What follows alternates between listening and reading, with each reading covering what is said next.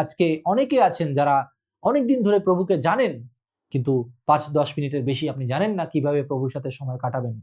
কিন্তু আপনি 1-2 ঘন্টার উপরে, 3 ঘন্টা 5 ঘন্টার উপরে অন্যান্য কিছু করছেন যার কোনো মানে নেই, বা যা আপনাকে অনন্ত জীবন দিতে পারে না।